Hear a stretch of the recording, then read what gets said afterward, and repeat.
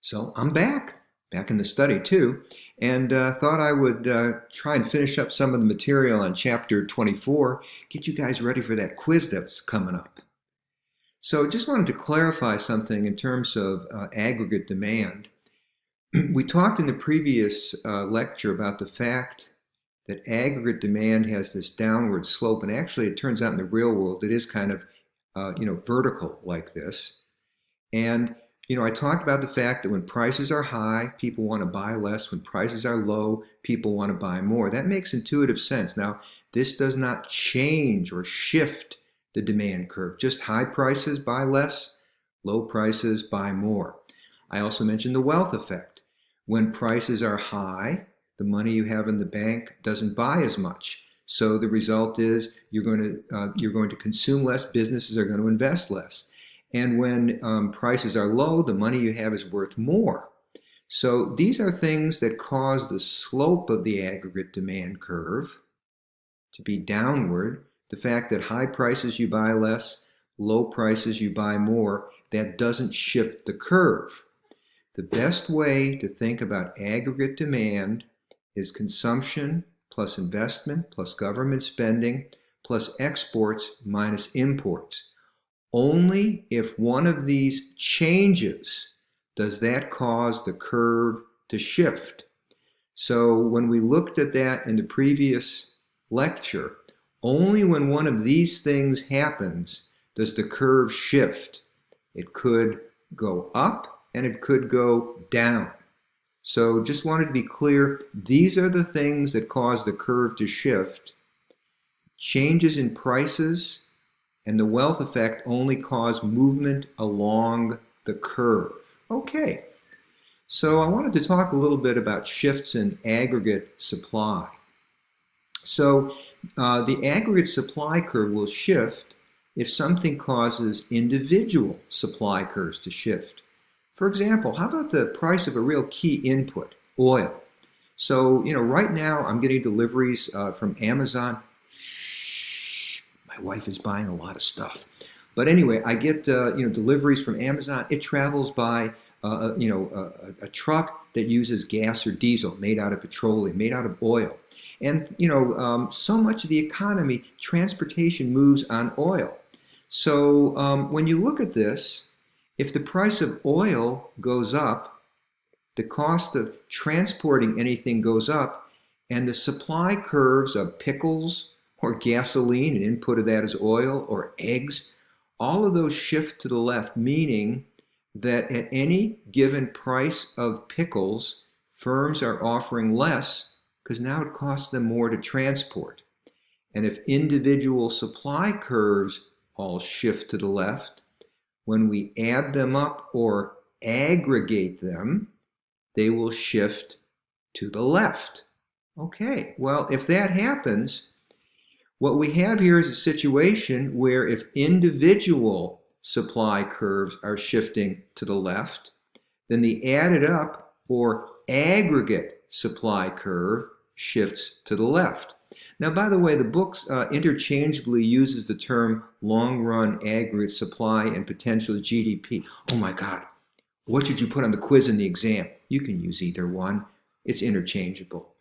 But what we see here is if a basic item in the economy goes up, the result is going to be, if a key good goes up, the aggregate supply curve, the short run, was going to shift to the left. Well, you know what happened? That's exactly what we saw in 1980.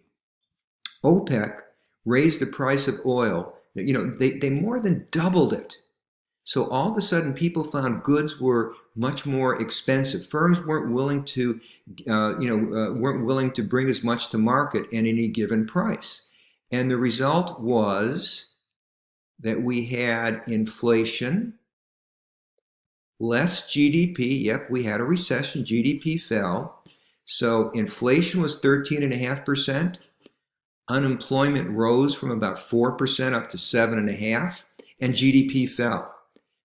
We had stagnant GDP and inflation.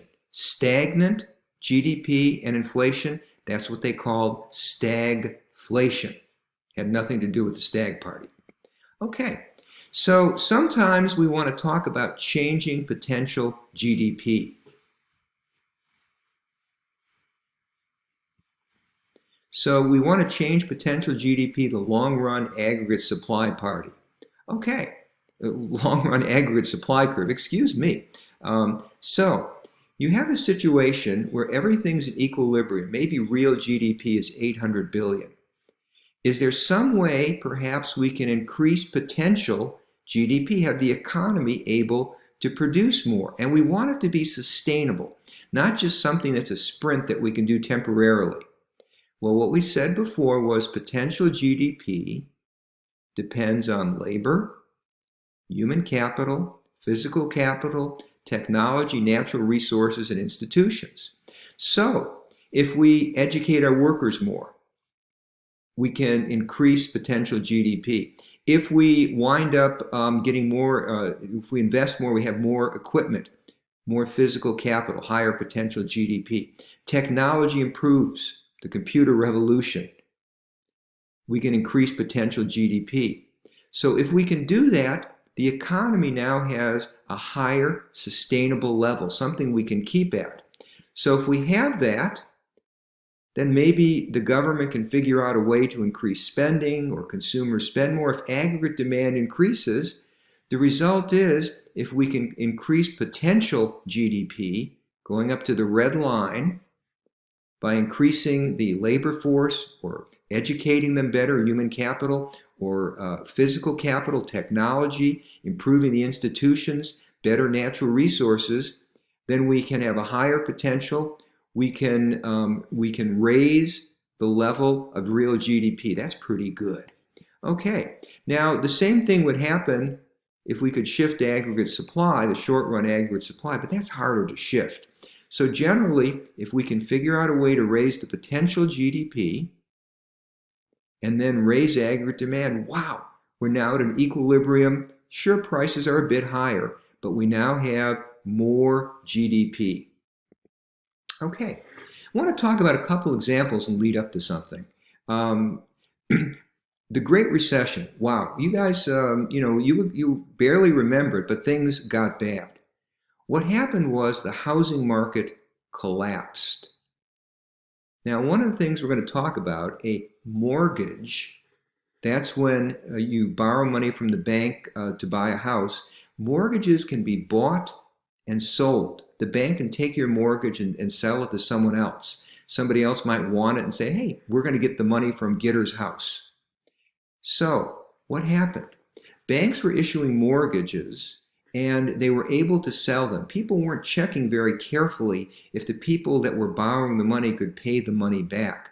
They had what they called NINA loans, N-I-N-A, no income, no assets. You walk in, you have no job, you have no assets, the bank makes you a loan, you buy a house. What does the bank care? They sell that loan. People wanted to buy the loans and they didn't check carefully. Well, eventually, people figured out, wait a second, this person can't pay the loan back. And when they can't pay the loan back, all of a sudden, the housing market collapsed. Housing prices, which had, in some areas more than doubled, all of a sudden they fell right off the table. And when people felt poorer because the price of their house had fallen tremendously, the result was they cut back on consumption. And when they cut back on consumption, aggregate demand fell. Real GDP fell. You know what else happened? The stock market fell. People said, oh my gosh, the stock market depends on a lot of things, but one of the things is consumer confidence. The economist Keynes, who we'll talk about a little bit later, said the stock market depends on animal spirits. The idea is if people are rattled, if people are afraid, and when the housing market collapsed, people got afraid, stocks fell by about 30%. And when that happened, consumption went down and investment went down as well. So all this happened. Consumers were buying less, businesses were investing less, consumption investment fell. What was we had the Great Recession. Unemployment hit 10%. It's going to hit that when the figures come out again in just a few weeks. But in my lifetime, that was about the highest it had ever been. In your lifetime, it's definitely the highest it had ever been during the Great Recession. Now, we mentioned Keynes, and the book talks about classical or neoclassical, economics and Keynesian, this zone. What's going on? There were a group of economists who held sway. They really dominated the profession until about the 1930s. They believed in something, and the book mentions this, called Say's Law. Say's Law says that supply creates its own demand. The idea here is that when firms produce goods, they pay their workers, they pay their suppliers, and the people then have money, they can go out and they can buy the goods that are produced. The act of producing generates income for the workers, for the people that supply the products, and they can go out and buy what's produced. The result is the government shouldn't interfere. Classical economists believe the government really should keep their hands off the economy. What they believed in, this is a French term, laissez-faire. If some of you are studying French, what that means, I think you know, to let it be, to let it alone. So they believe the government should keep its hands off the economy. If it turned out, as we saw before, aggregate demand fell, real GDP fell, unemployment would increase. When unemployment would increase, workers would take cuts in their wages, and the result is prices would fall. The firms would say, hey, that's great, we can produce more because our workers are working for less. The government need not do anything. Well, Keynes was a pretty smart guy. And Keynes came up with an idea, and he said, look it, sometimes we're down here. When you're down here, he said, one of the things that happens is wages do not fall easily. And what Keynes said is wages are sticky in a downward direction. What he meant by sticky is that wages will fall, but only with difficulty. If you have a job and you're making $10 an hour and the boss says, hey, times aren't good, I want to cut you back to $9.50, you're going to say, hey, if what I did was worth $10 an hour yesterday, it should be worth at least $10 an hour today. It's not that wages never fall. Keynes's insight was that they only fall with difficulty. So if we're down here, the result is going to be that wages will not fall, allowing the aggregate supply curve to shift.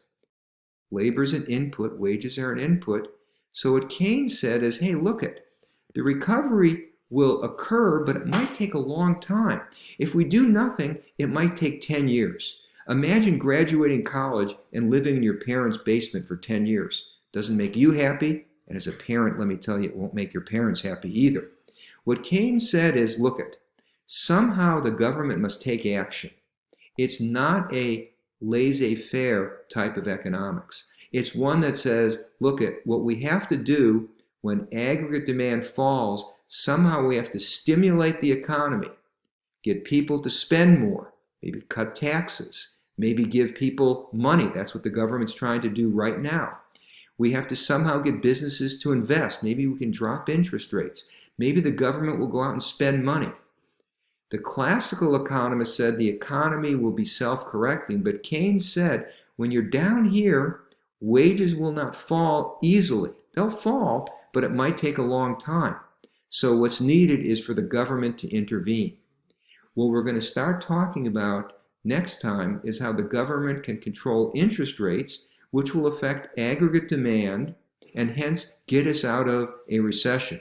As a matter of fact, that's what's going on right now. We'll talk more about how the government's trying to reduce interest rates. So some exciting things going on in the real world. I wish the news was better, but at least I'll be able to help you explain that. Make sure you read chapter 24. Contact me if you have any questions. Take care and stay well.